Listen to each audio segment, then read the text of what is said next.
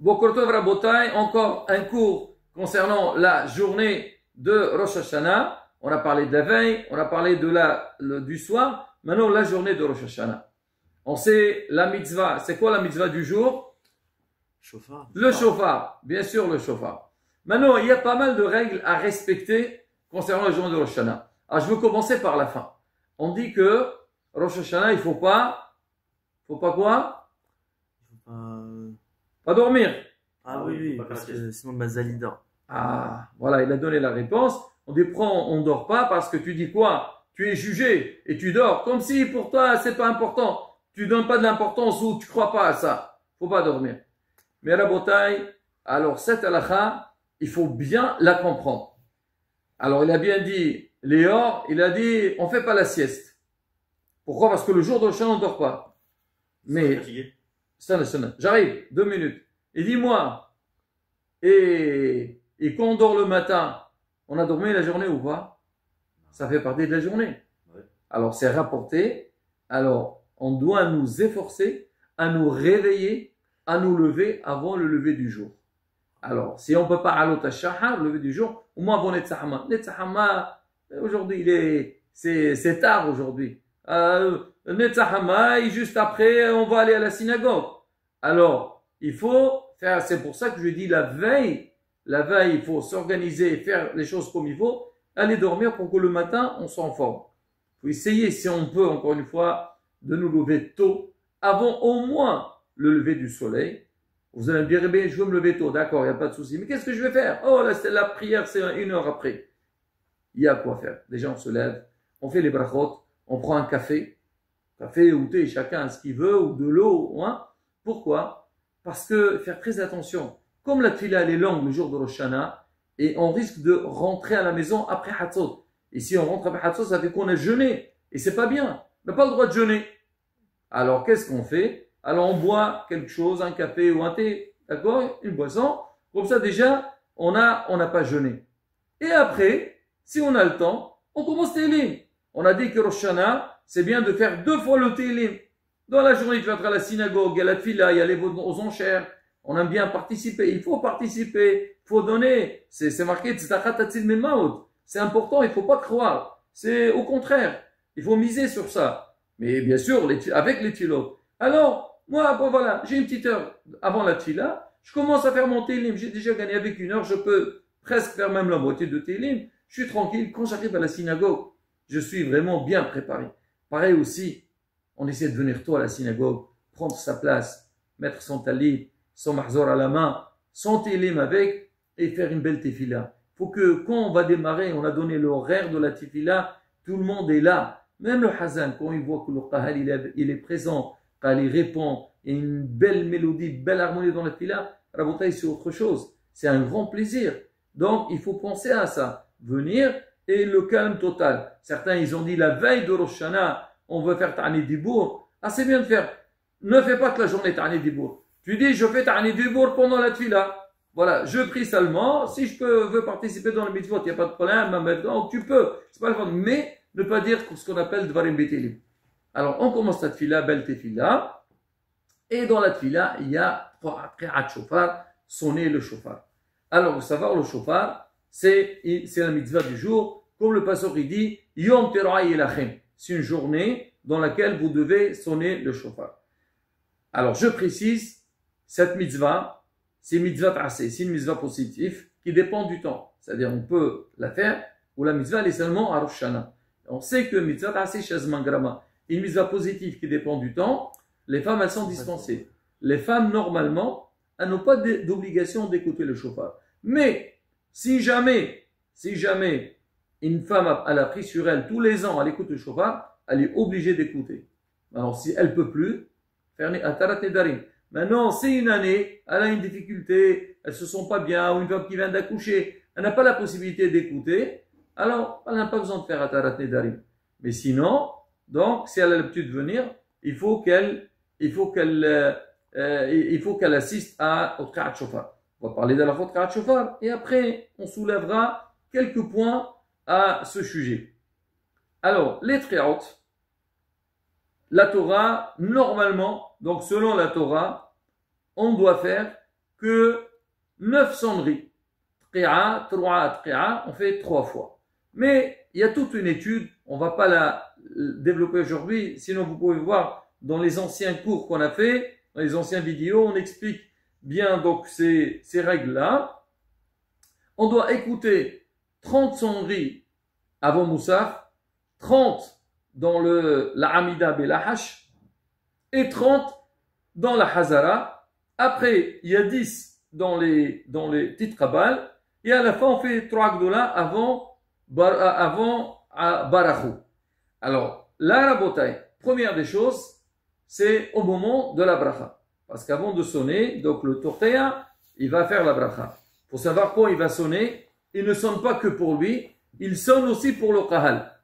Alors, il faut que lui pense à quitter le kahal des sonneries de shofar, et le kahal pense s'acquitter des sonneries qu'il va faire. C'est pour ça qu'il dit Beshot Moraï Rabotai, et le kahal il répond Shamaim. Shamaim c'est quoi? Shamaim c'est Shomei Amashmiya Yahd Bekabnim. Celui qui va faire entendre, celui qui entend, ensemble ils font la kavana de s'acquitter de la mitzvah. D'accord? Donc, celui qui écoute, il dit, moi je veux m'acquitter des sonneries de celui qui sonne. Celui qui sonne aussi, il doit penser à tous ceux qui l'entendent. Là aussi, la bataille, pendant les tréautes, faire très attention, le bruit, et ne pas parler. Parce que, comme on vient de citer, il y a beaucoup de tréautes, et quand tu as fait il a fait la bracha, donc la bracha, elle revient sur tous les tréautes qu'on va faire après. Donc si tu parles au milieu, ça fait un F7. Donc il faut éviter ça. Pareil aussi, Baruch Hashem, on amène les enfants à la synagogue. Pourquoi pas? Il faut les éduquer, pour que les enfants comprennent que c'est une journée importante. Mais pareil aussi, il faut les éduquer aussi à rester calme à la synagogue. Ah, c'est le shofar. Ah, si on me dit, ah, Hashem, il va nous pardonner. Et ainsi de suite. Un enfant qui grandit avec ça, quoi, Be'ezrat Hashem, tout le temps, il fera attention à ça. Mais si lui, il pense qu'à la synagogue, qu'on vient sonner au shofar, on joue avec la trompette. Non, ça n'a pas de sens. Donc, il faut, comme on dit, il faut préparer les enfants à ça. Et nous aussi, les adultes. Parce que des fois, on donne des ordres aux enfants et nous, on ne respecte pas. Ça, la beauté au niveau des tréautes. Si quelqu'un, il n'a pas eu la possibilité d'écouter, alors il doit s'organiser de manière qu'on vienne lui sonner à la maison. Quand on va venir lui sonner le shofar à la maison, alors il faut faire les brachot et on lui sonne 30. On ne va pas faire 101, 30 ça suffit. Et normalement, c'est celui qui entend, il doit faire les brachot, même Shahiyanu. Donc, le Shema Kol Shofar et Shahiyanu. S'il ne peut pas faire, alors celui qui va sonner pour lui, il fait les brachot. Même s'il a déjà fait à la synagogue, donc les tréautes, alors il a fait les brachot, il refait pour cette personne. Un autre dit, c'est le tashlich. Maintenant, pour la Saouda, il y a certains, ils refont le même cèdre du soir, ils le refont au midi aussi. Ça dépend les minagim. Si on peut le faire, pourquoi pas. Sinon, c'est pas obligatoire. L'après-midi, le tashlich. On va tashlich, on va jeter nos péchés. Là aussi, Rabotai, faire très attention. Il faut faire attention. Alors déjà, au niveau de la lacha, c'est rapporté que les femmes ne sont pas obligées.